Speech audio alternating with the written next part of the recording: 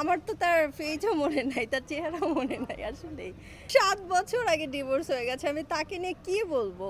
আমার তো তার ফেজও মনে নাই, তার চেহারাও মনে নাই। আসলে সে দেখতে কেমন এখন, আসলেই কেমন। হ্যাঁ না, ছবি দেখলেও চিনতে পারবো না। বললাম নো কমেন্টস ভাই, আমি তাকে নিয়ে কোনো কথাই বলতে চাই না। এটা পাস্ট ইজ পাস্ট, সো এই তো। আমরা যদি এখন ফোনে তার ছবি দেখি চিনতে পারবো না, চিনতে পারবো না। বুঝে শুনে ডিসিশন নেওয়া উচিত, তো হুটহাট করে নেওয়া উচিত না। কি ক্ষেত্রে, বিয়ের ক্ষেত্রে নাকি অন্যান্য ক্ষেত্রে? একটু সব কিছুর ক্ষেত্রে, বিয়ে হোক, বয়ফ্রেন্ড হোক, এভরিথিং, ক্যারিয়ার হোক, বুঝে শুনে তারপর করা উচিত। আচ্ছা, আপনার জীবনে যে বিয়ে ছিল ঘটনাটা, সেটা কি একটা ভুল সিদ্ধান্ত ছিল আপনার লাইফে?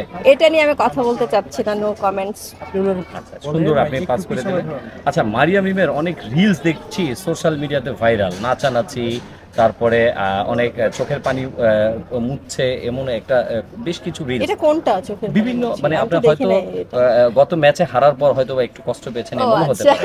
আমার কাছেই আছে, আপনি চাইলে আমি দেখাতে পারি।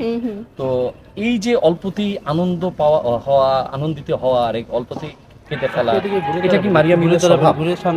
এটাই আমার স্বভাব। আমি অনেক ইমোশনাল।